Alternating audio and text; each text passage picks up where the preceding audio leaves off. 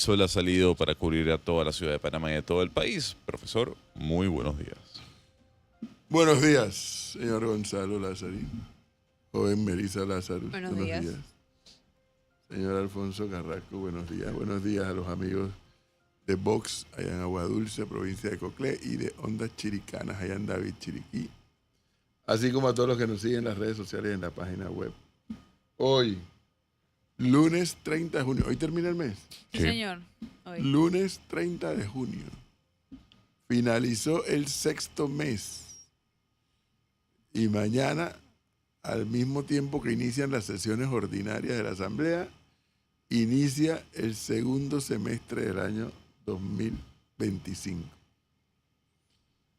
Y mientras el país y el mundo se debate en varios temas, Gonzalo y Melissa estaban pendientes de la boda de Besos. No, hombre, no. El mundo. No, hombre, no. Así no se puede. Yo estaba estacionando y casi me iba. Pero, Casi me iba. ¿por qué no le parece importante o interesante esa nota? Intrascendente y nada importante.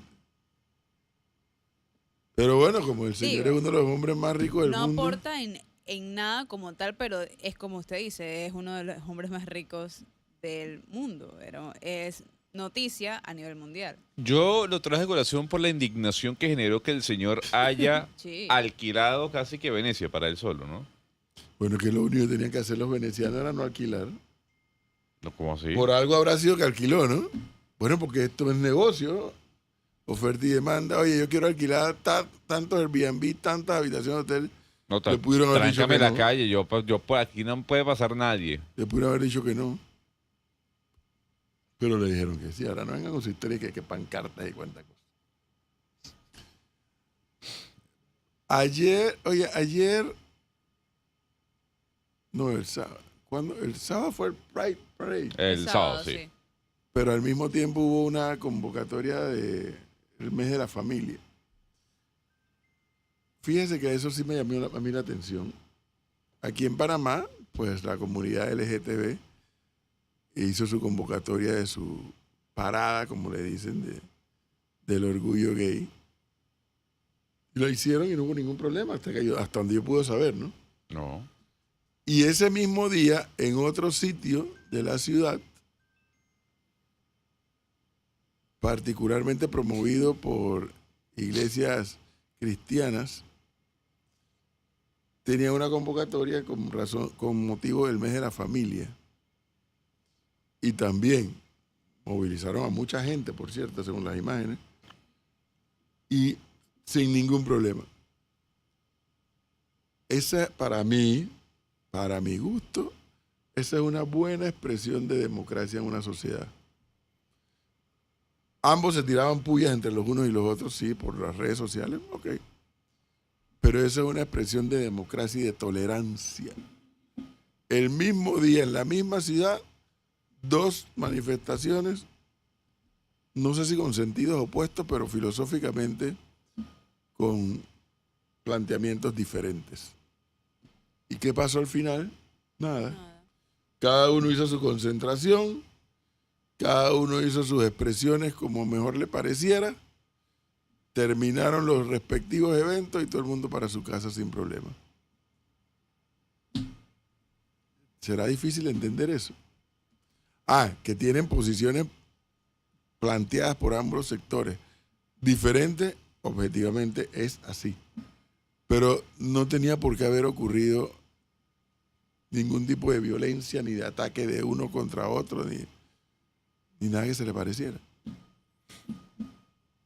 Esto lo deberíamos poner en práctica en la política, ¿no? Bueno, sí, porque en la política es imposible que estén todos de acuerdo en todo. Eso es imposible. Lo que sí es posible es tener tolerancia. Claro, poder coexistir.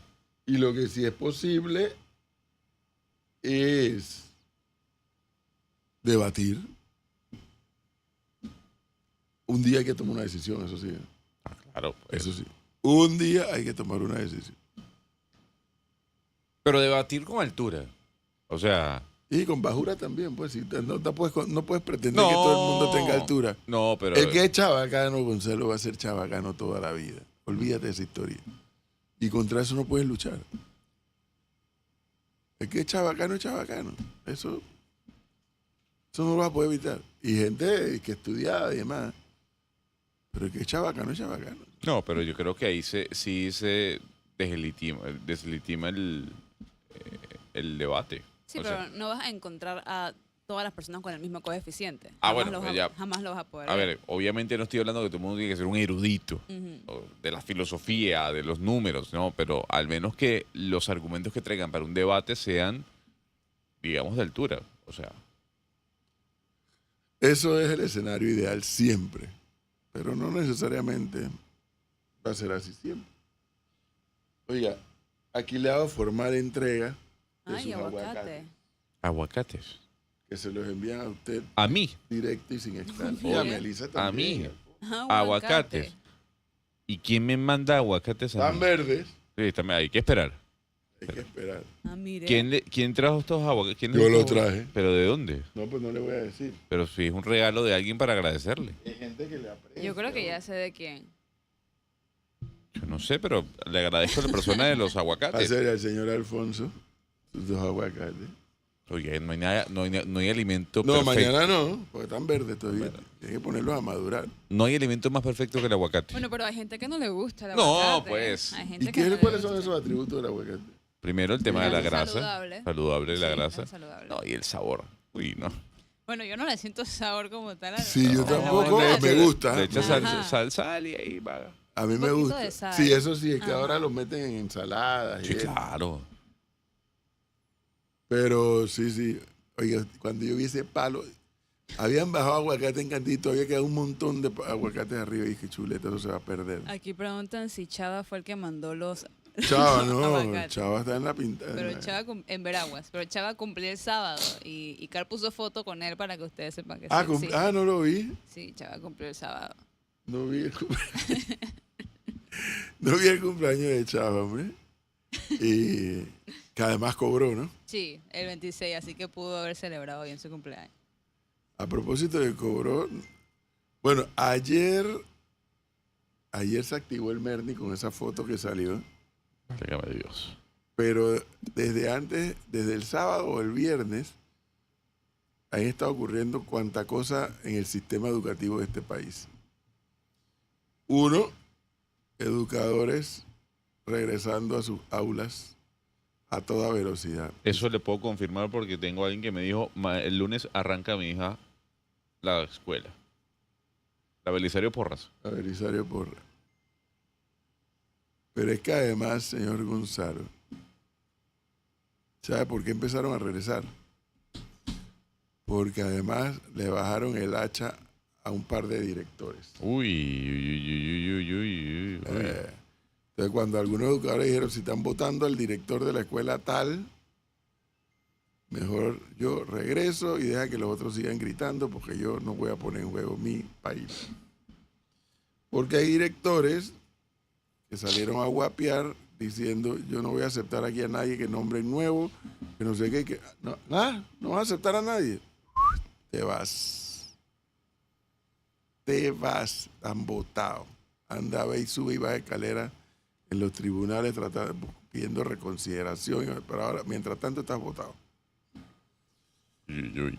Y eso ha hecho entre jueves y viernes, y presumiblemente hoy, que una cantidad de educadores comiencen a regresar a las aulas. ¿Por qué? Porque la dirigencia, esto es Merni puro y duro. A mí me dijeron que usted estaba bastante activo el fin de semana. La dirigencia buscó comunicación para negociar. ¿Cómo es que le dice la palabra, Icar? El finiquito. Ujú. En Panamá todos sabemos qué es para los educadores el finiquito. El finiquito es págame los días que no he trabajado. Y lo que me dijeron en el Merni fue, negociar, hablar. Cuando regresen a clase, comenzamos a conversar. No, pero es que es una propuesta. Cuando regresen a clase empezamos a conversar. Y nada, pues. Pero ahora, los que ya están regresando, ¿por dónde van a comenzar? No, es que son dos cosas, Melissa. Una cosa es que usted y yo regresemos a dar clase. Ajá. Y otra cosa que Gonzalo, que es nuestro dirigente, se siente a negociar o no cuáles son los términos. Mientras él negocia, que es un poco lo que está ocurriendo, mientras él negocia, usted y yo dije, hey, después del comunicado de la Caja de Ahorro y del Banco Nacional, yo mejor regreso a trabajar. Pero a ver, no estoy entendiendo. ¿Hay negociación o no activa? No hay. No hay, perfecto. No hay Me dijeron, negociación. vayan a trabajar y después hablamos. No hay negociación activa. Muy bien. Entonces, lo que estamos viendo, por ejemplo, en escuelas como la Belisario Porras es de a motus propio estamos yendo a dar clases. Sí, señor. Perfecto. Sí, señor. ¿Esto no tiene nada que ver con los nuevos educadores? Sí y no. Porque es que el decreto está vigente. El decreto está vigente y entiendo que lo han comenzado a ejecutar. Eso es lo que tengo entendido. Que lo han comenzado a ejecutar. Por eso es que el viernes estaba todo el mundo y que no. Yo el lunes estoy en mi puesto. Ahora, viene la otra parte de la historia. Una cosa es que estés en el puesto y otra cosa es que te pongas a dar clases como debe ser. Y queda por saber cuál va a ser la actualización del Exacto. calendario de Meduca con respecto al tiempo perdido. Pero recuerden que ellos comentaron que ellos cumplieron todo lo que hacía falta en como en 1 o 2 semanas. Entonces ellos van a iniciar su segundo trimestre normal. Mire lo que está pasando. Recibí una explicación Ujú. que para mí es un tanto más esclarecedora. Ellos están invocando un artículo de la Constitución que yo no recuerdo cuál es, que reconoce la huelga. Y en efecto, Ujú. eso es verdad. En la República de Panamá, la figura de la huelga existe. Eso es verdad. Y es un derecho del trabajador. Pero me explicaba esta persona, dicen, es que yo no entiendo el enredo de los educadores, menos mal que son educadores, gente preparada. O sea, y preparada para entender e interpretar. No son abogados, como no lo soy yo, pero tienen que tener la capacidad de saber interpretar. Digo, pero ¿cómo así? No entiendo, porque ellos dicen que tienen un derecho a huelga. Dice, no. El derecho a huelga, ¿dónde está regulado? El derecho a huelga está regulado en el Código de Trabajo. El Código de Trabajo, ¿qué modelo de relación regula? El modelo de relación entre el trabajador y la empresa privada. No arropa al servidor público. Y en el caso de los educadores, ellos se rigen por una ley especial de educación. Así que no pueden invocar el derecho a huelga que no tienen a la luz del Código de Trabajo. Vengo yo a hacer una pregunta a lo interno. ¿La Constitución no está por encima de todo? La Constitución Claro. solamente dice en Claro el que artículo sí. 69 que se reconoce el derecho de huelga y la ley reglamentará su ejercicio y podrá someterlo a restricciones especiales. ahí. Lo que pasa está ahí En los dice, la ley servicios reglamentará públicos. su Ya, ejercicio. Ya, Eso está. te iba a decir. Ahí mata todo. Sí, claro. Cuando tú en una constitución como la de Panamá, que te encuentras N cantidad de artículos, dice, la ley reglamentará, entonces te tienes que ir a la ley ordinaria. En este caso es el Código de Trabajo. Y el Código de Trabajo regula las relaciones entre el señor Foncho Carrasco y yo. Así, por ejemplo. Entre Melissa Claro. y yo. Entre Gonzalo y yo. Entre Icari y yo. Eso es lo que regula el Código de Trabajo. Pero no al sector público y menos aún al sector de educación que se rige por una ley especial. Pero además, esa misma constitución que te dice que existe el derecho a huelga, cuando vas a la ley te dice cuáles son los pasos a seguir. Ellos declaran primero huelga y después quieren negociar. Así ha sido históricamente siempre. Ahora se encontraron con la criada responde y dijeron, no, tú no tienes... Tú no tienes, uno, no tienes derecho a huelga y dos, aquí no hay una huelga. Y en consecuencia no vas a cobrar. Y el tiempo que ha pasado tampoco lo vas a cobrar porque no lo has trabajado. Vas a cobrar a partir de el lunes pasado o de este lunes cuando te reintegres. Entonces, la dirigencia, según me dicen en el Merni, pues trató de buscar acercamientos la semana pasada y tener una reunión y vamos a hablar y tenemos unas propuestas y le dijeron, anda a dar clase y después hablamos. Pero seguramente mañana saldrán a protestar frente a la Asamblea. Bueno, yo les vengo diciendo a ustedes que la dirigencia va a seguir apretando el puño para tratar de lograr el finiquito de huelga, que es págame. Que es págame. Y hasta ahora, la dirigencia de los educadores está regresando, la dirigencia y como consecuencia el gremio, con las manos vacías.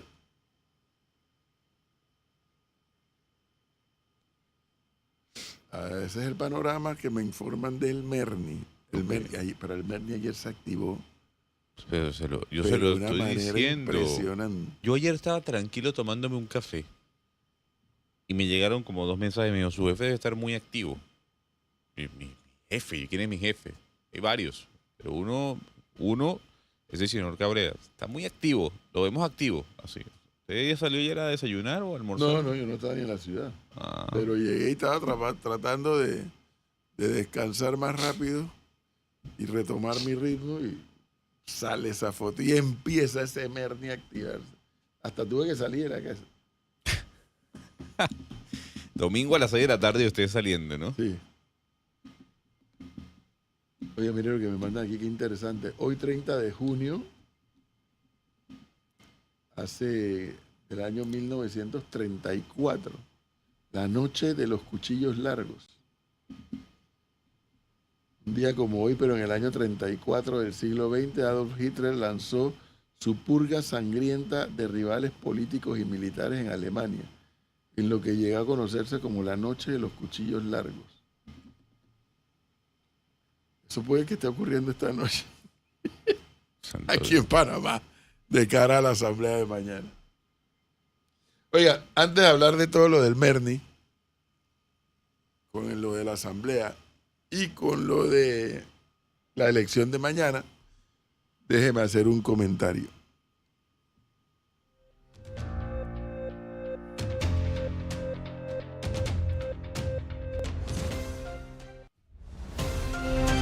En Panamá en directo, el profe opina.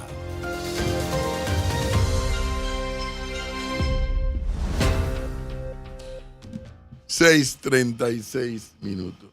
Amigos oyentes, ustedes han escuchado aquí en esta emisora, en este programa, cómo tanto Cristi Ramírez como Gonzalo y yo un poco más atrás hemos sido bastante críticos del cuerpo diplomático panameño, tanto de este gobierno como de gobiernos anteriores, ¿no es así? Porque en algunos casos no llenan las expectativas, porque en otros casos son nombramientos de amiguismo, porque es el copartidario, etcétera, etcétera, etcétera. Algunos se van por 5 años a hacer turismo diplomático, algunos hacen espectáculos bochornosos en algunos años anteriores. Bueno, ha habido de todo. Pero pocas veces hablamos de los que hacen su trabajo. Porque claro, la crítica es más fácil y es más rápida, y más aún cuando la crítica es válida. Pero creo que también vale la pena reconocer o ponderar cuando se dan acciones que redundan a favor del país. ¿Y a qué me refiero? Ustedes recordarán, y Melissa es mi mejor testigo, que hace un par de meses atrás nosotros estuvimos en Ecuador, donde hicimos una serie de transmisiones y una serie de entrevistas.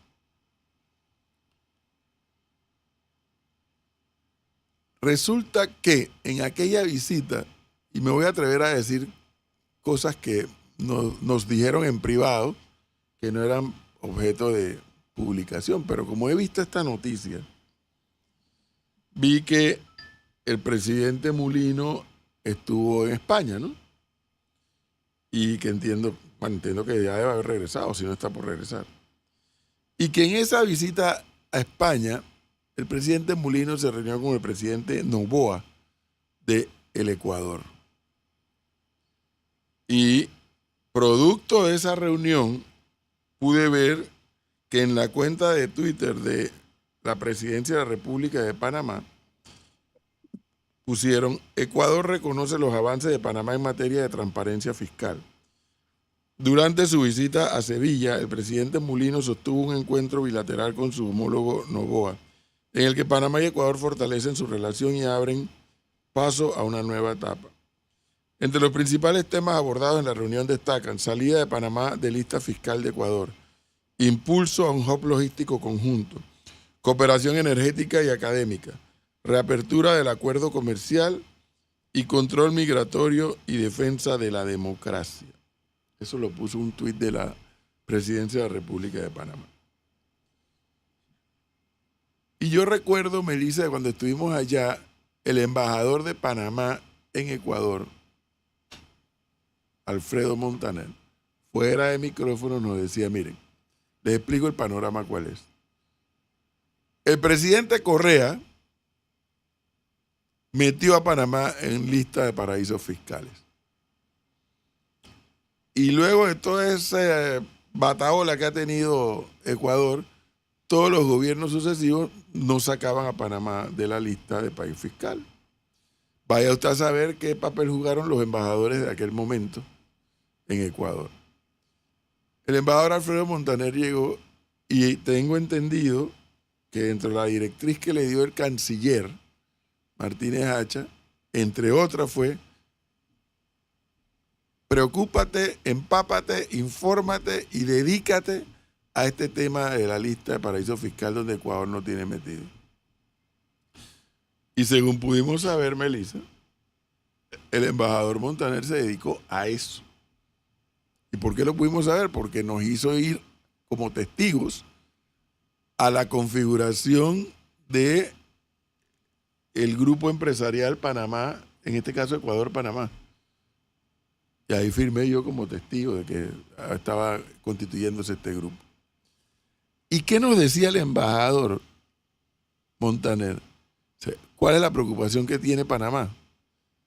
Si gana la candidata, era mujer, ¿no?, de la izquierda, del correísmo, Panamá va a seguir en la lista de paraíso fiscal de Ecuador.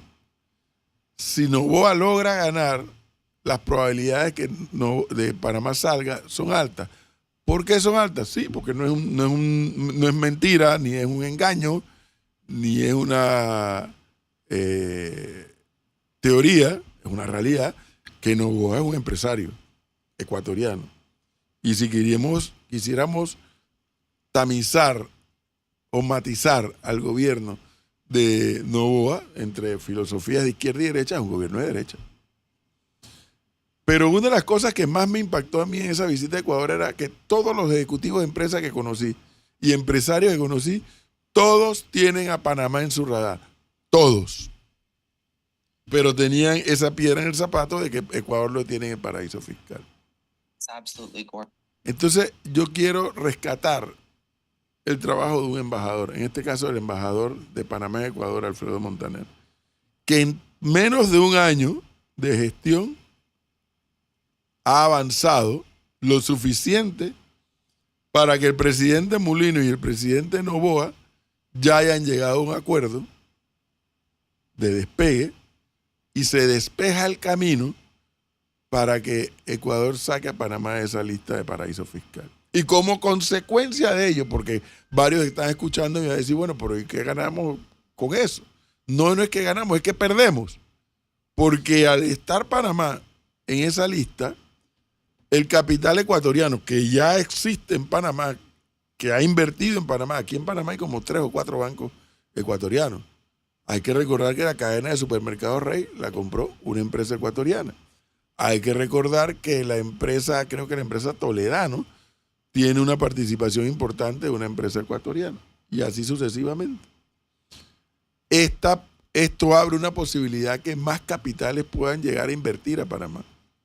Que así mismo como invierten en su propio país, porque esto es lo que les he mencionado también, son empresas muy poderosas allá en Ecuador, pues puedan invertir acá.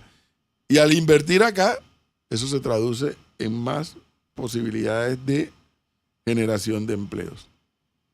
Y por eso quiero dedicar estos minutos a rescatar ese hecho. Siempre, siempre va a ser más fácil criticar, y más aún cuando la crítica es válida. Pocas veces hacemos la ponderación o la valoración cuando un funcionario hace su trabajo cabalmente en función de lo que representa. En este caso, un embajador representa los intereses del Estado panameño. Dicho sea de paso, el embajador Melissa, acompañado por el agregado comercial, el amigo José García. En menos de un año han logrado esto. Esto es un ganchito muy bueno, muy favorable, que esperemos que se materialice a la mayor brevedad posible para que salgamos de esa lista en Ecuador y comencemos a ver más probabilidades de inversiones de capital extranjero. A eso habrá que sumar en el análisis, cuando regrese el presidente y su equipo que ha viajado a Europa, el famoso tema de la OCDE, la OCDE, que por lo que se ve en las imágenes que han enviado, pues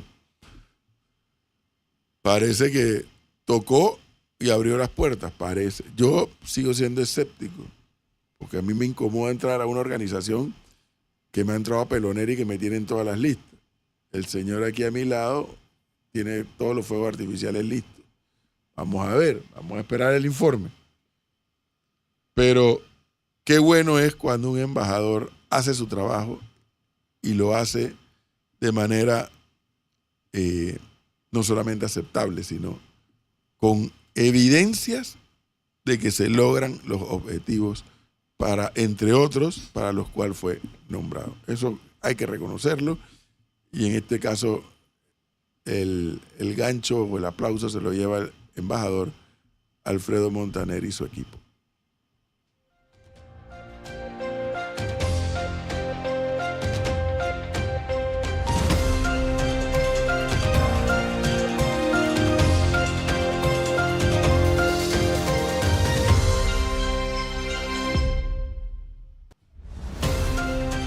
Esto fue El Profe Opina en Panamá en directo.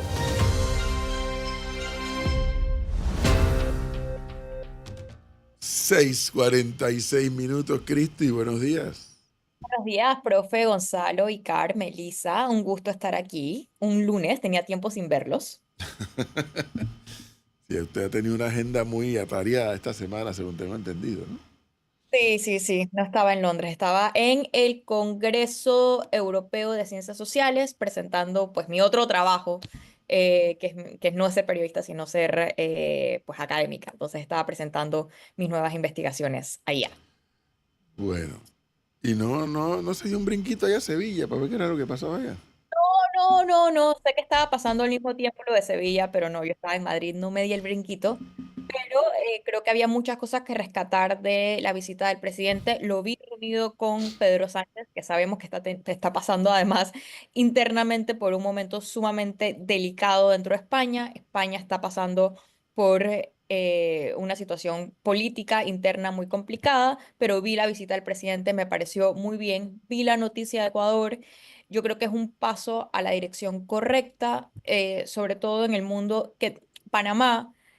Yo sé que hay factores dentro de Panamá que lo miran de otra manera, y yo sé que de Panamá la comunidad internacional ha hecho un ejemplo y ha sido mucho más duro de lo que ha sido con otros países. Pero yo creo que lo que para mí lo más rescatable de esto es que Panamá tiene que entender que a pesar de que hay muchas cosas que a nosotros no nos gustan, Panamá es parte de una comunidad internacional, y Panamá tiene que ser parte de esta comunidad internacional y tiene mucho que ofrecer en materia de servicios, en materia logística, pero para nosotros, para nuestro modelo de negocio es sumamente importante que podamos salir de estas listas, que no solamente podamos salir de las listas, que la comunidad internacional no piense que hacer negocios con Panamá es un hándicap. La otra muy buena noticia que vi estos días fue que salieron unos informes en el que dice que Panamá se aleja del colapso, no del colapso fiscal, aquí estoy parafraseando, pero se aleja más de su debilidad fiscal con la aprobación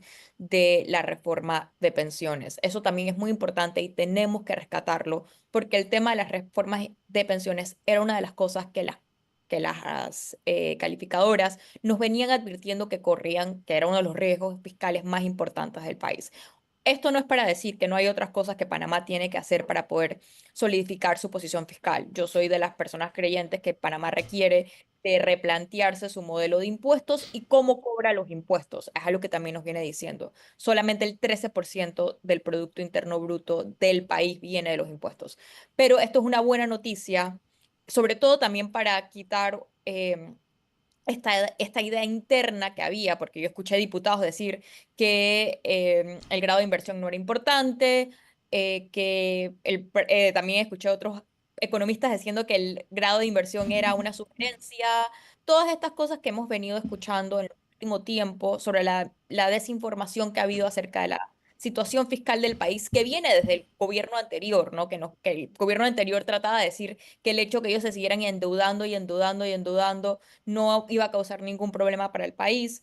Yo creo que nos hemos dado cuenta que sí, y que Panamá tiene muy poco margen fiscal, muy poco margen de endeudamiento, pero esto es una buena noticia para el país y es bueno que salga en los medios internacionales, porque es verdad que Panamá ha estado en los medios internacionales por una u otra razón, no de la manera más positiva, en el sentido de que Panamá, que siempre había sido un país considerado confiable, predecible, que es lo que la gente que busca negocios y los inversionistas quieren, en los últimos 2 años ha pasado por muchos sobresaltos. Es buen mensaje poder mandarle a la comunidad internacional cuyo dinero necesitamos y cuya inversión queremos atraer para que se produzcan estos puestos de trabajo que el país necesita, que Panamá sigue siendo un país confiable donde hacer negocios. Hay un tema, profesor, con el tema fiscal. Ahí está la foto de el señor Mulino con Ursula von der Leyen, por cierto. Mire, yo voy a aterrizar lo que dice Cristi a un tema que ha generado dudas sobre el por qué. ¿Usted vio el comunicado de la DGI con respecto a la actualización del RUC? No. Actualización del... No lo vi. Tiene que actualizar el RUC Yo. hasta el 31 de agosto. Hay chances, si no, hay una ponderación de probablemente una multa. Y yo entendería que esta actualización del RUC lo está haciendo la DGI 1 para verificar, digamos, los usuarios activos jurídicos que hay en el país, entendería yo, para un mejoramiento, ¿no?, del sistema de recaudo. Eso se aplaude. Pero no todo el mundo conoce esa información. Lo dijo ahí porque Cristi habla del tema de la recaudación fiscal y trayendo a colación lo que ella rescata, yo bajo un poco el debate y lo traslado a algo que fue publicado hace 2 días, la actualización del RUC y lo que significa eso, porque empieza a generar ruido en las personas que no entienden para qué se está requiriendo una actualización y qué pasa si no se actualiza el RUC. Hablamos de una multa. Y por otro lado, yo le hago la pregunta a usted. ¿Querrá Colombia y Costa Rica que Panamá se una a la OCDE? Ese es el problema de ellos.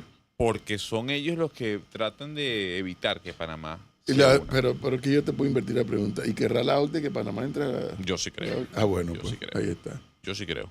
Bueno, pero nosotros sabemos, no, pero un poco sin desestimar lo que dice Gonzalo, porque yo creo es cierto y está bastante, se sabe bastante que el país que más ha hecho lobby para nuestra relación negativa con la OCDE es Colombia. Por un conflicto que viene entre Panamá y Colombia con el tema Comercial y tributario. tributario hace mucho tiempo. Entonces, yo sé que el profe piensa distinto a lo que pensamos nosotros, o sea, Gonzalo y yo, con respecto a un posible ingreso de Panamá en la OCDE. Yo creo que hay modelos de países en Latinoamérica que han aprovechado estar dentro de la OCDE. Yo creo que Colombia dentro de la OCDE, estando internamente ahí, es el país que más daño nos ha hecho. Entonces sería interesante saber cómo Panamá puede contrarrestar esta influencia, porque mucho se habla de la Unión Europea y que la Unión Europea nos odia y que Francia nos odia, y yo no voy a desestimar que nada de estas cosas sean ciertas, pero de los países que más daño nos han causado nuestra imagen internacional y en relación a la OCDE ha sido nuestro vecino Colombia. Bueno, pero es por eso digo que la ecuación, la pregunta yo la invierto. O sea, ¿querrá la OCDE que Panamá entre? Bueno, ahí está la diferencia de la pregunta y la diferencia en la respuesta. Costa Rica y Colombia se podrán oponer, y si la organización quiere. No, la organización, pues la organización está compuesto de los países que la forman, incluyendo Colombia y Costa Rica. Claro, Entonces sería... a lo que dice, lo que habría que ver es cómo es el estatuto de la OCDE. O sea, si es el mismo estatuto, por ejemplo, separando obviamente las diferencias de la OTAN. Usted, para ser miembro de la OTAN, todos los países tienen que votar a favor. No puede haber, o sea, si hay un voto, eso no pasa. Ocurrió, el caso más reciente fue el de Suecia y Finlandia. Turquía, digamos, estuvo allí votando en negativo hasta que Suecia y Finlandia cedieron algunas solicitudes que ellos hicieron. Habrá que ver, que no lo conozco, lo desconozco, cómo es el estatuto de la OCDE para los países que quieren entrar. Necesitan los votos de todos, de la mayoría. O sea, por lo que tengo entendido, creo que la OCDE te tiene que evaluar. Y entonces, que tiene distintos ámbitos donde te evalúan: gobernanza, economía, educación y la lucha contra la evasión fiscal, una serie de cosas que se hacen por técnicos de la OCDE. Al final, el tema de las votaciones, es decir, ¿qué es cuántos países pueden hacerse? No estoy demasiado segura, pero sí sé que te tienen que hacer una evaluación en distintos rubros para ver si tú cumples o estás en el estándar de la OCDE. No tan distinto a como pasa con la Unión Europea, que es: este país cumple económicamente sus leyes, su gobernanza, una serie de cosas, si están pues dentro de los estándares de los 38 países. Hoy son 38 países que forman parte de la OECD. Entonces sería interesante saber qué lobbying tendría que hacer Panamá para poder contrarrestar lo que yo, en mi opinión, creo que, por lo menos, no sé de Costa Rica, pero por lo menos de Colombia, calculo yo que va a ser lo más difícil, ¿no? Aquí, fíjese que hay alguien que conoce el tema, me está escribiendo y me dice, Gonzalo, te lo digo de manera muy sencilla, franca, directa para los oyentes. Para que un país ingrese a la OCDE, lo primero es que presenta una solicitud formal. Esta solicitud formal de iniciar conversaciones para una posible adhesión viene con una consecuencia, y es que la OCDE y el Consejo de la OCDE le entregan a usted como país una invitación formal. Mire, señor, yo lo invito, pasa su solicitud, adoptamos su solicitud y yo lo invito a que usted sea parte de la misma. Eso sí, como dice Cristi, si usted pasa una serie de puntos, normativas, checks en una hoja de ruta para lograr su adhesión. 24 comités Ahí está, 24 que comités. dan un informe. Exactamente. Eso tarda años, eso no es una cosa automática. Me dice, por ejemplo, Gonzalo, Costa Rica inició su oficialización de adhesión a la OCDE en el año 2015 y pasaron muchos años hasta que Costa Rica logró adherirse a la misma, ¿no? Y esos requisitos, como usted bien dice, los 24 comités, y como dice Cristi, van ligados a políticas internas, económicas, de corrupción, gobernanza, etcétera. Sí, entonces sería interesante a ver cómo pasa. Yo creo que, como digo, yo creo que Panamá tendría modelos de países que han logrado, o sea, mejor ejemplo, la otra vez alguien me lo estaba comentando: Chile, que ha logrado sacar mucha ventaja, ha podido balancear sus propios modelos de negocio y su propio modelo de económico con sacar provecho de lo que ofrece estar y ser parte de una organización como esta. Yo creo que para Panamá tendría muchas ventajas, pero sí, vamos a tener que pasar por una serie de evaluaciones en puntos que son muy sensitivos para Panamá. El tema de la recaudación de impuestos, yo creo que en Panamá es algo que ha sido muy difícil de explicar y ha sido algo muy difícil, sobre todo de la capacidad de Panamá de dotar, y yo creo que se han hecho, tengo que admitir que se han hecho avances tanto en el gobierno anterior como en este gobierno de tratar de dotar a la DGI con mayores recursos para poder optimizar y mejorar la recaudación de impuestos, que sabemos que en el país es muy bajo. Pero de la misma manera nosotros sabemos que nuestro Producto Interno Bruto, de lo que hay, es solamente el 13% de la recaudación de impuestos. Solo el 13%. Eso es sumamente bajo. Entonces, eso es un punto que en Panamá, de ciertos grupos, ha sido sumamente resistente. Veremos qué ocurre, veremos qué pasa. Yo creo que se debe evaluar siempre y cuando pues Aquí, sea en beneficio del país y no en aquí detrimento. tienen su misilazo ustedes dos. A ver. Los países miembros de la OCDE, en su mayoría son países con economías sin crecimiento, desbalances fiscales enormes y altamente endeudados. Sus estándares no son el mejor ejemplo de buenas gobernanzas. Ejemplos: Francia, España, Italia, etc.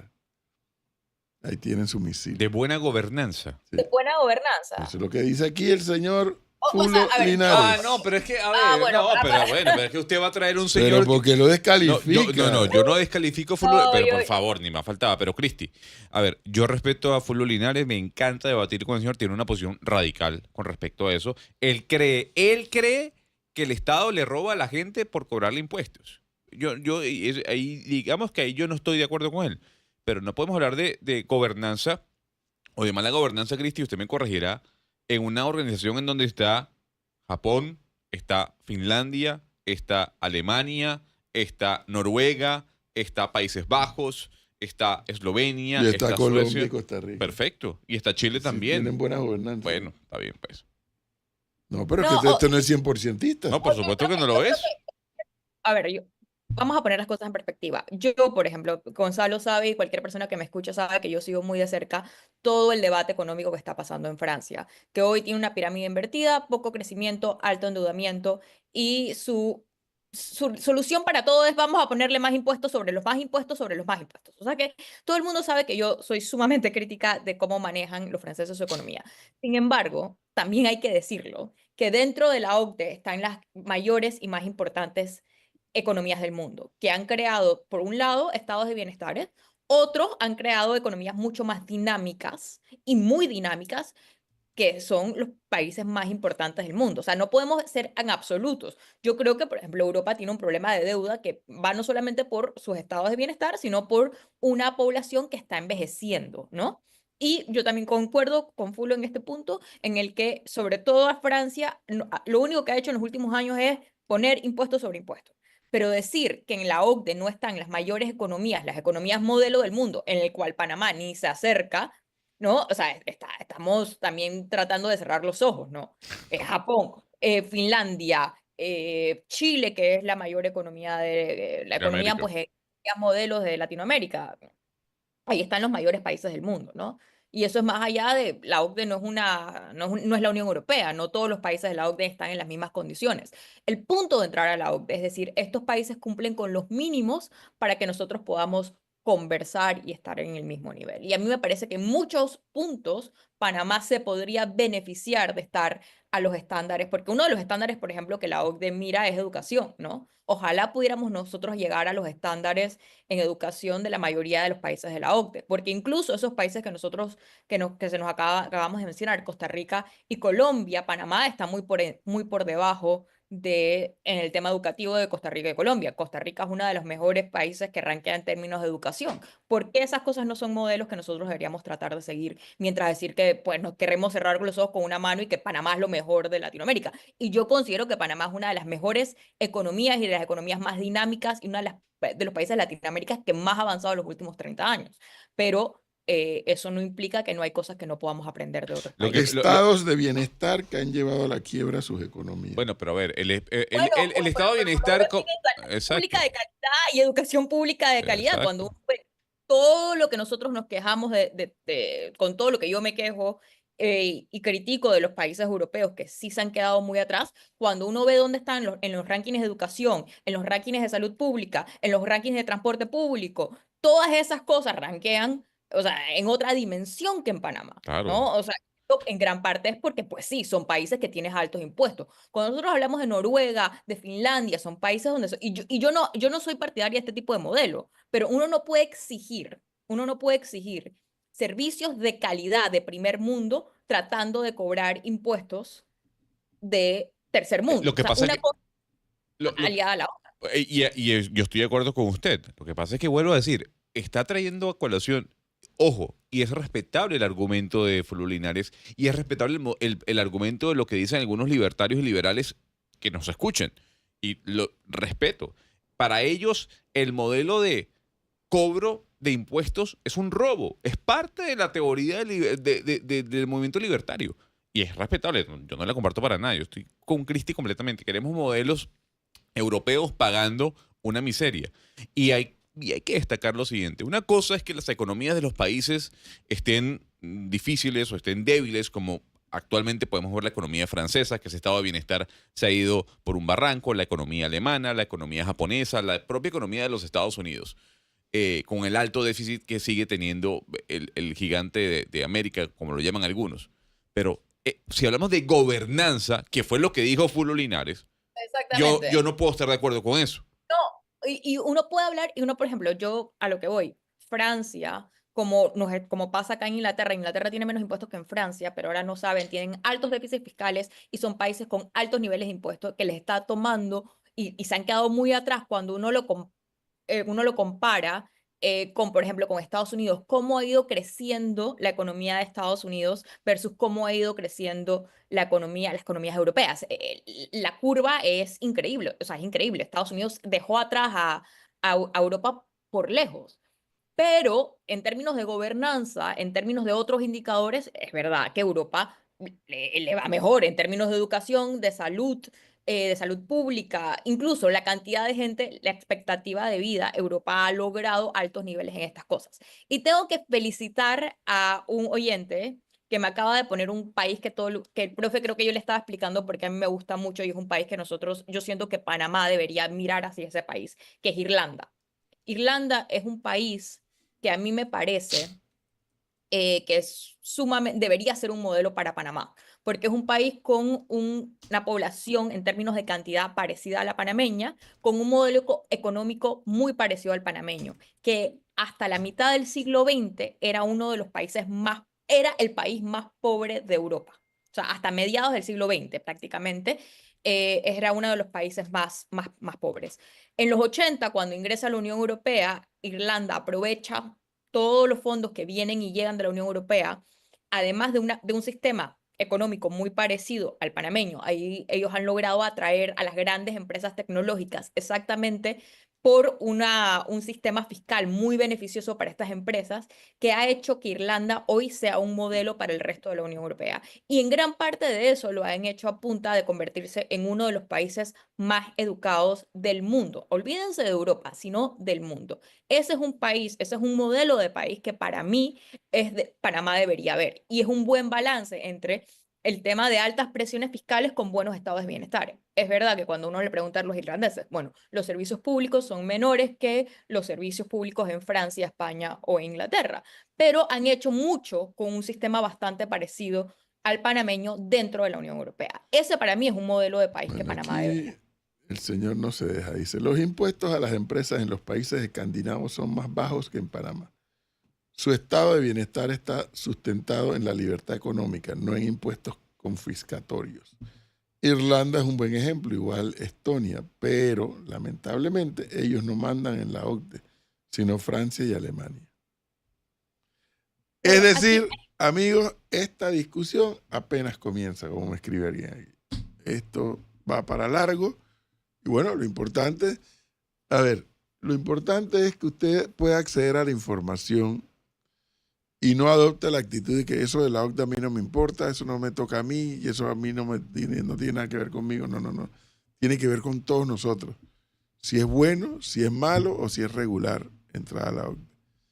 Y eso, como debe ser en un Estado democrático, debe ser objeto de escuchar a la diversidad de personas, de agrupaciones que tengan algo que decir, que al final habrá que tomar una decisión.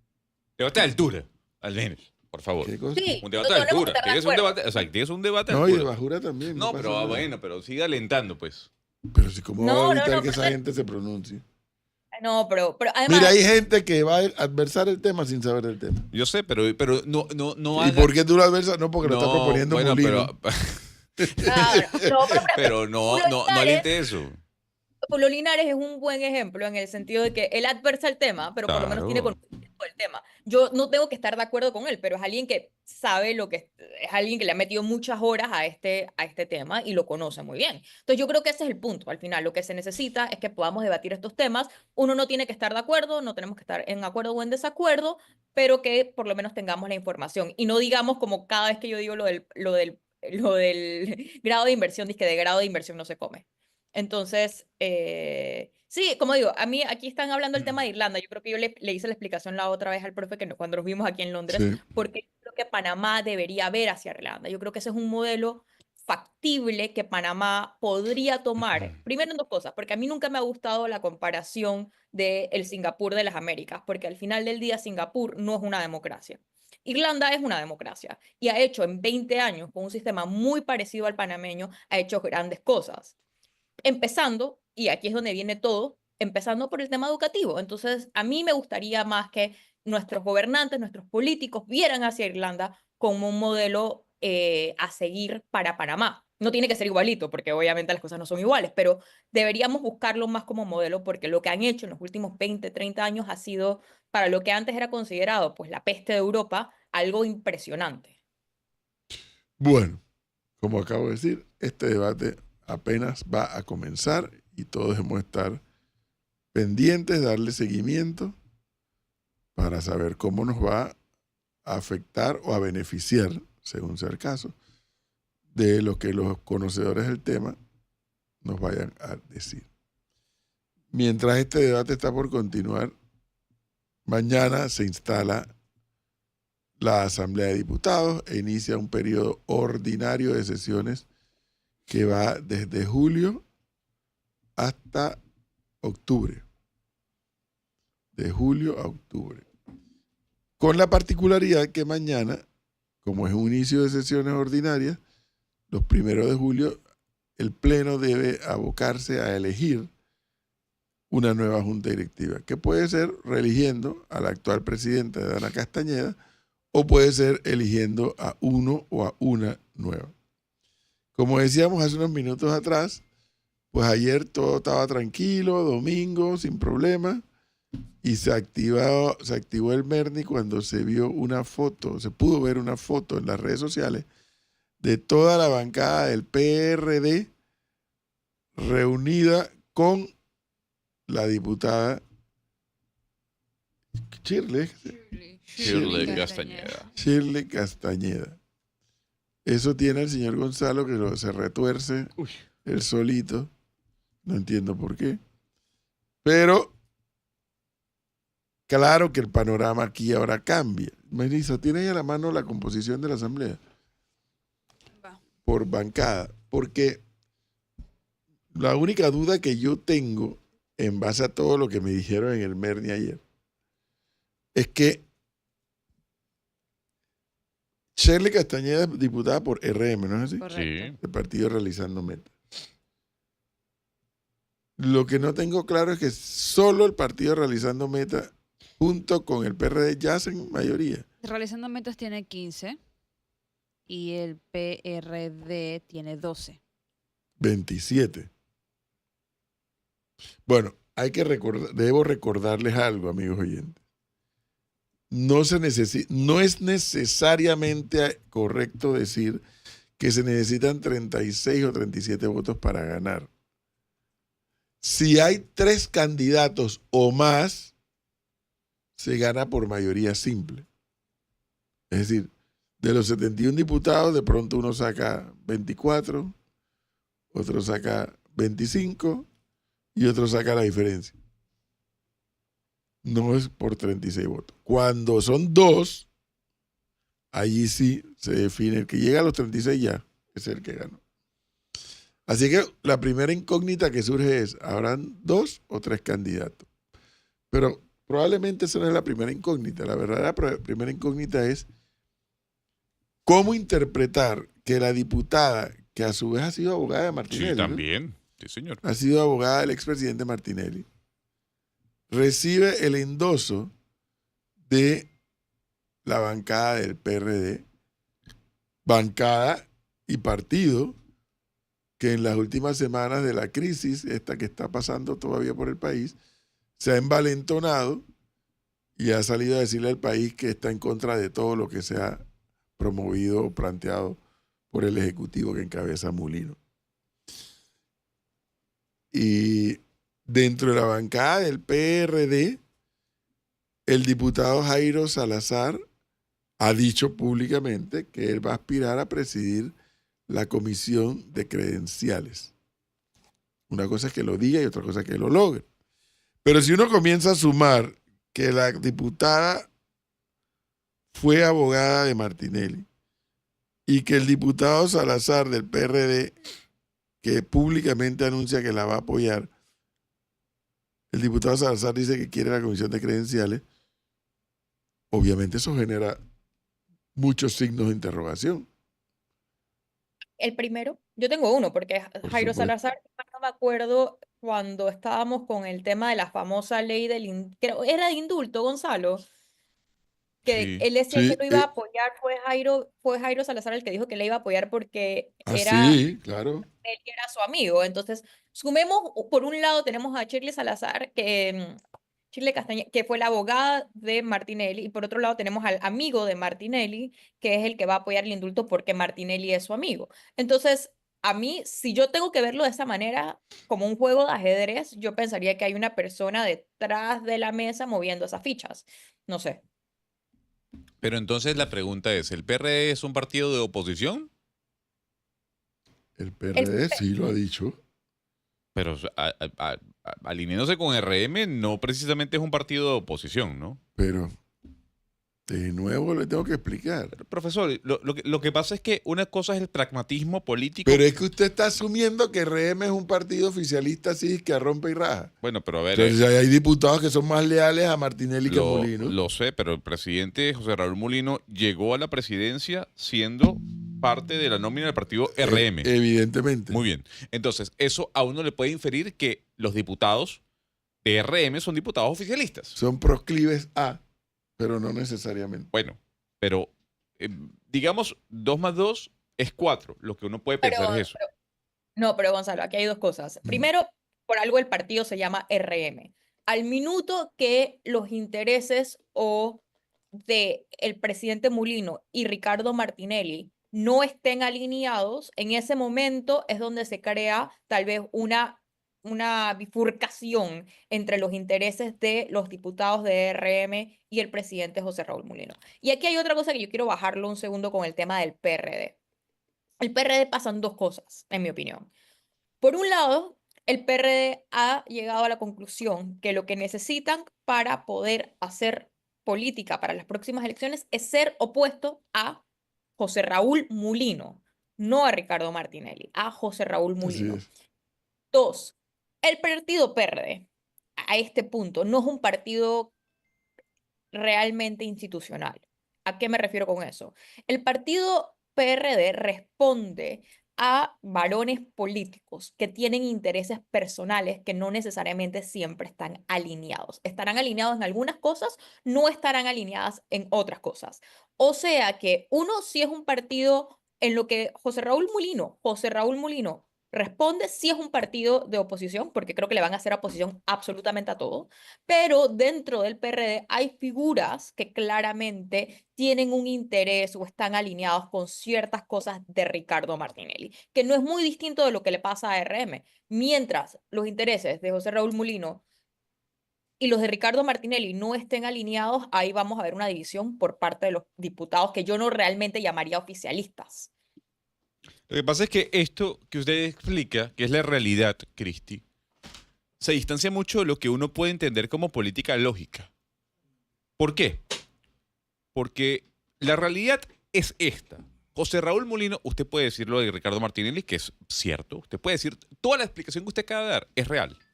Pero imagínese alguien que no hace parte de la política panameña viéndolo de afuera. José Raúl Mulino llega a la presidencia de la República bajo el partido RM. Eso es una realidad. Usted puede Sí, decir que RM es Ricardo Martinelli, que Mulino no es Ricardo Martinelli, todo lo que usted quiera. Eso es cierto. Pero él llega con el partido RM. Por ende, uno pudiese entender, o más que entender, uno pudiese inferir que los diputados de RM que están en la Asamblea son diputados oficialistas. sí y no, Gonzalo. O sea, sí y no, porque por un lado, esto que estamos viendo nosotros no es algo no es algo muy distinto de lo que ha pasado en otros países donde los partidos políticos son muy débiles. Cuando tú tienes partidos políticos institucionales, lo que tú acabas de describir hace más sentido. Pero cuando tú tienes partidos políticos muy débiles, muy pequeños, no institucionales, esto no es algo tan extraño. Lo hemos visto, por ejemplo, incluso Jair Bolsonaro se cambió de partido político en la mitad de su mandato. O Estoy de sea, acuerdo. los diputados se fueron por un lado con él, otros se quedaron, uno de los que los apoyaron se le fueron.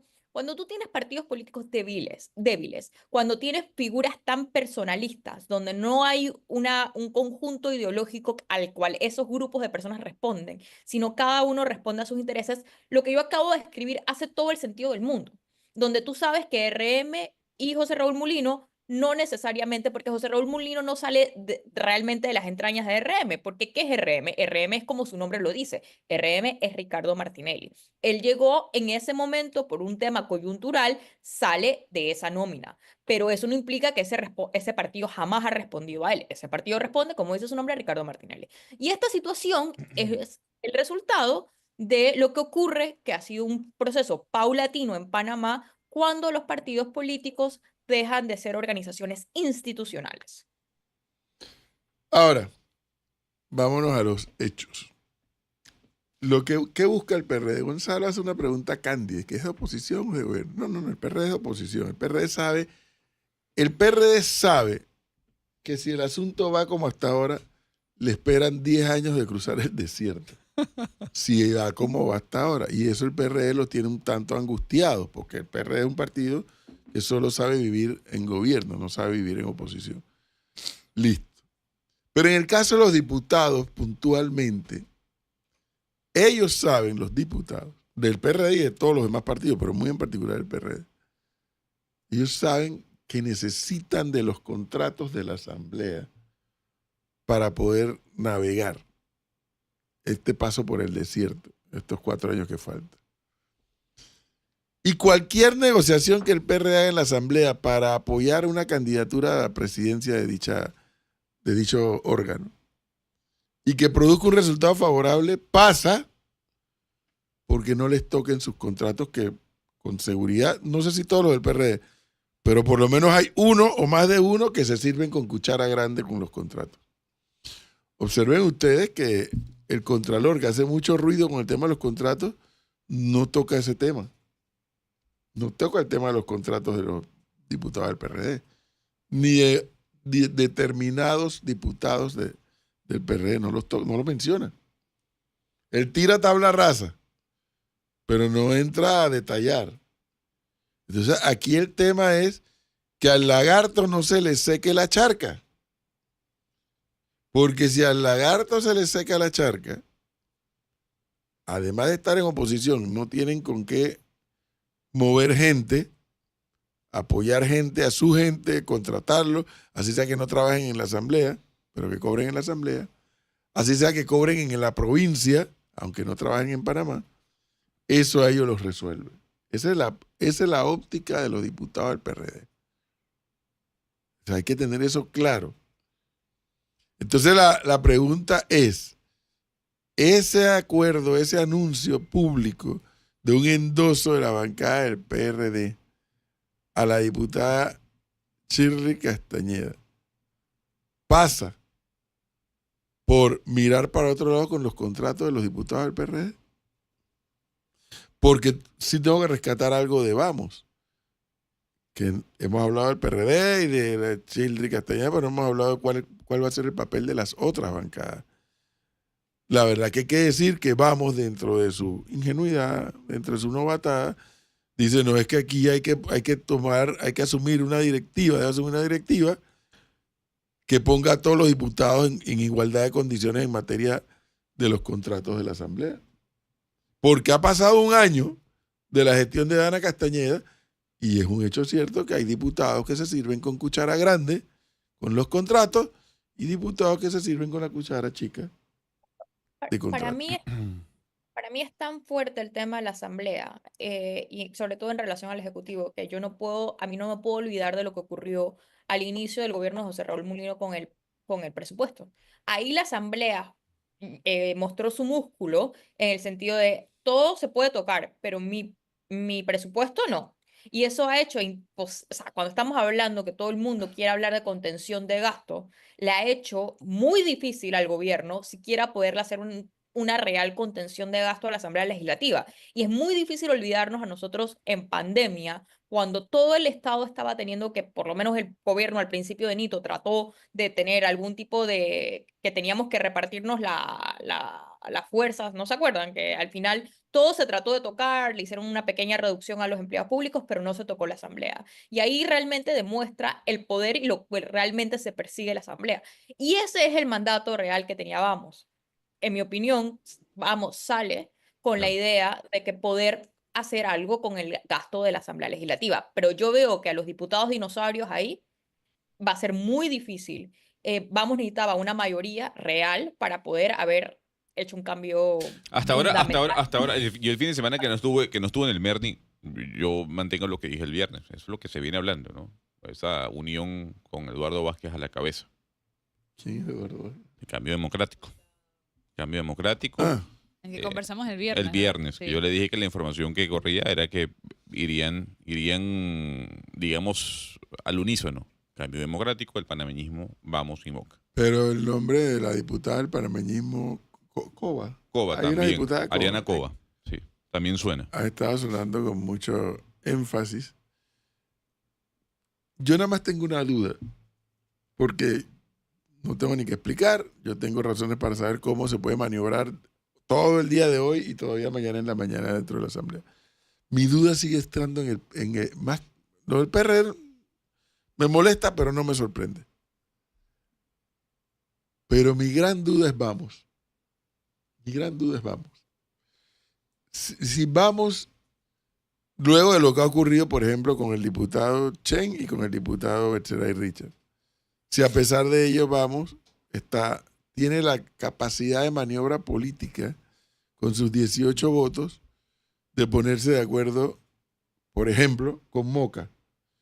Ahí tiene 22 ya, ¿no? 18 y 3. 4. ¿Te va a contar a Betzeray Richard ya como Moca? Pues, está bien. Moca, si él lo ha dicho públicamente. Pero la bancada no está hecha, pues. Son 22. Pero igual, tienen que votar. 22, pues. Igual tienen que votar. Son 22. ¿Te ve Patsili también uniéndose ahí? No lo sé. Esa señora, uno nunca termina de saber por dónde camina. Pero, ¿dónde queda la bancada del panameñismo? Yo creo que son 8. Son Sí, 8. 8. Ahí tienes 30. Le estoy diciendo que el nombre, se lo dije el viernes, el nombre de Panchito Brea sigue sonando y también se ha unido el nombre de Cova y el nombre de Herrera. Y Pero el CD estará en un bloque legislativo. No lo sé. No tengo idea cómo. Lo de la bancada independiente sí, no tengo duda que va a apoyar la candidatura de la diputada Castañeda, Shirley. ¿Quién? La bancada independiente. La Sí, mixta. La mixta, Ajá, el Tutti Frutti ese de Muñoz. Porque hace poco vi una foto de Muñoz con Martinelli en Colombia. Y si uno Claro. sabe leer y entender cómo maniobra Muñoz, ya eso está Pero decidido. le hago una consulta aquí. ¿Shirley Castañeda es la candidata del presidente Mulino? Eso no lo sabemos. Bueno, pero entonces, ¿qué hacía Bueno, en la presidencia? yo vi tomándose una foto de Ricky Fábrega y de Ventura Vega con Shirley Castañeda en la en presidencia. la presidencia. No sé si esa foto es actual o si esa foto es vieja. No lo sé.